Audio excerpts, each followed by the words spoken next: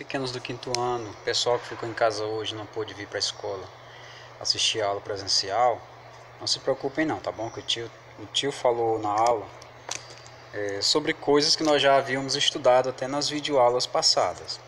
Nós falamos das grandes navegações, nós falamos da página 15, na qual nós estávamos, digamos, de certa forma estudando há algum tempo, né?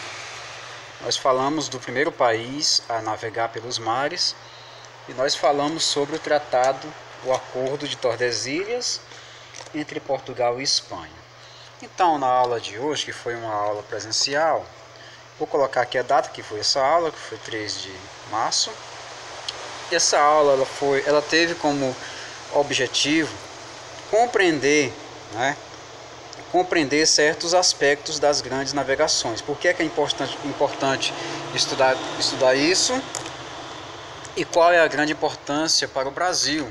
Saber que nasceu, que foi, digamos, resultado dessas navegações.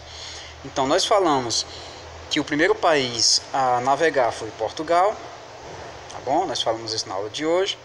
Nós falamos que Portugal tinha o interesse e a intenção de percorrer o mundo, não apenas para passear, viajar ou fazer turismo, mas Portugal precisava chegar às Índias, né? Chegar às Índias, porque lá nas Índias tinha muita mercadoria barata que Portugal poderia vender por um preço mais elevado, e essas Índias hoje a gente conhece como Ásia, né?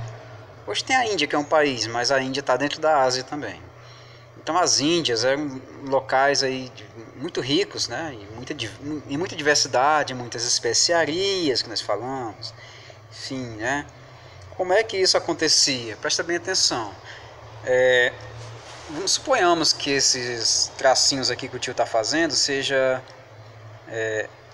um mapa, né? Um mapa mundial, onde nós temos aqui a Europa, onde nós temos aqui logo abaixo a África, tá bom? Onde nós temos do lado de cá a Ásia, ou as Índias, tanto como queiram, né? As Índias. E Portugal fica bem aqui, um paísinho bem pequenininho, em que saiu na frente porque investiu em tecnologia. Então, gente, tecnologia não é só você imaginar computador, robô, não. Naquele tempo lá, 1415, a tecnologia eram navios, binóculos, pólvora, bússola, canhões, tudo isso aí era tecnologia. E alguns materiais que o pessoal inventava para navegar em alto mar. Tudo isso daí era tecnologia. Então, Portugal, como saiu na frente nessa tecnologia, ele resolveu então investir muito na fundação de navios, né? Muitos navios. Para que esses navios? Para chegar até as Índias. Por que ele não ia por terra? Por que Portugal, por que razão ele não ia até as Índias? Por vias terrestres, ele poderia vir por aqui, né? Nós falamos isso aí na aula de hoje. Só que não dava não, sabe por quê? Porque aqui tinham duas cidades muito encrenqueirazinhas, assim, nesse ponto aí. Não deixava ninguém passar de lado para cá e nem de cá para lá sem pagar muitos impostos. Que eram duas cidades chamadas Gênova e Veneza. Gênova e Veneza. Essas cidades não permitiam que ninguém passasse sem pagar altos impostos. Aqui Portugal não queria pagar altos impostos, senão não valia a pena ir até as Índias para buscar as famosas especiarias, que o tio até está circulando aqui. Então o que Portugal faz? Portugal resolve buscar uma nova alternativa para chegar até as Índias através de seus navios. Certo, gente? E o primeiro português a chegar até esse continente aqui chamado Ásia foi o Vasco da Gama. Foi uma das questões da atividade, né? Foi o Vasco da Gama, no qual ele funda aí uma vila, funda aí uma pequena comunidade na China chamada Macau, que fala português, enfim. E a partir dessa viagem de Vasco da Gama, outros portugueses resolveram também passear para tentar chegar até lá. O Bartolomeu Dias, encrencado com uma região aqui chamada Cabo das Tormentas, que gostava muito de afundar navios, O Cabo das Tormentas ficava aqui no continente africano, né? O Cabo das Tormentas colocava medo em muitos marujos, né? Muitos marinheiros. Tormenta por causa dos navios que afundavam muito nessa região chamada Cabo das Tormentas. Só que o Bartolomeu Dias conseguiu atravessar essa região chamada Cabo das Tormentas. O Bartolomeu Dias, né? Bartolomeu Dias, e mudou o nome de Cabo das Tormentas para Cabo da Boa Esperança. Cabo da Boa Esperança. Certo? E outros navegadores também percorreram essa região todinha aí. Só que os espanhóis também queriam participar, digamos, dessa corrida para chegar até as Índias. O que é que a Espanha faz? A Espanha resolve contratar um rapazinho chamado Cristóvão Colombo, que nós colocamos lá na aula, né? Cristóvão Colombo. E o Cristóvão Colombo, ele acaba aceitando o desafio de navegar até as Índias. Só que o Cristóvão Colombo não queria mais pegar o mesmo caminho, a mesma rota que os portugueses. Então, o que é que o Cristóvão Colombo, qual foi a ideia que ele teve, né? Ele teve uma ideia, né? Qual foi a ideia que o Cristóvão Colombo teve? Se nós vimos aí que nós vimos na aula de hoje, o Cristóvão Colombo, de repente, ele pensa: nossa, mas se o mundo é redondo, basta eu navegar em linha reta. Porque o mundo é redondo, então eu vou chegar bem aqui, ó. Se eu sair da Espanha e ir em linha reta com meus navios, vou circular o mundo e chegar bem aqui. Nas Índias, compro toda a mercadoria, consigo toda a mercadoria, depois volto novamente e volto para a Espanha. Só que o Cristóvão Colombo não sabia da existência dessa região aqui, ó, desse monte de terra aqui na frente, ó. Viu? Isso nós chamamos de América. Só que o Colombo não sabia da existência da América, não tinha nem nome ainda. Então Cristóvão Colombo chegou até essa região aqui da América, achando, pensando, imaginando que tinha chegado nas Índias. Nossa, cheguei nas Índias. Então ele passou a chamar todos os habitantes dessa região. Vou pegar aqui um lápis mais coloridinho, esse pretinho aqui. Ele passou a chamar todos os habitantes dessa região de índios, né? Então chegamos aqui, o pessoal começou a se chamar de índios pelos europeus. Os europeus chamavam os habitantes dessa região de índios. Eles não se sabe por que era, mas eles não se chamavam assim. Mas foi o europeu que deu esse nome, né? Acabou pegando. E todo mundo foi chamando eles de índios. Então, se você imaginar o seguinte: o Colombo achou que tinha chegado nas Índias e ele morreu pensando que tinha chegado nas Índias. Depois, o pessoal contratou outro navegador que ele era chamado de Américo Vespúcio. E o Américo Vespúcio acabou fazendo a mesma viagem de Colombo. A diferença é que o Américo Vespúcio, capitão Américo Vespúcio, ele descobriu que Colombo não tinha chegado nas Índias coisa nenhuma, que o Colombo havia, sem querer, descoberto um novo continente que nem nome tinha ainda. Para homenagear esse bravo descobridor, o Américo Vespúcio, o pessoal resolveu chamar a nova terra de América, em homenagem a ele. Afinal de contas, foi ele que corrigiu o erro do Colombo. E nós sabemos que a América é dividida em 3 pedacinhos: América do Norte, América Central e a América do Sul, onde nós vivemos.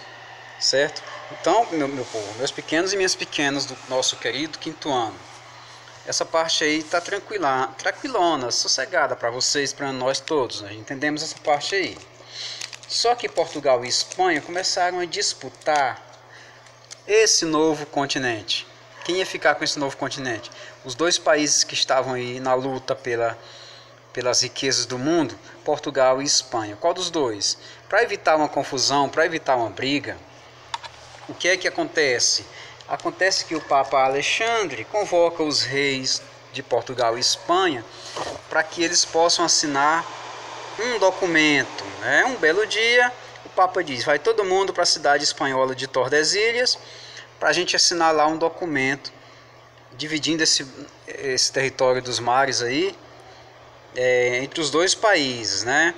Então o nome do documento ficou chamado de Tratado de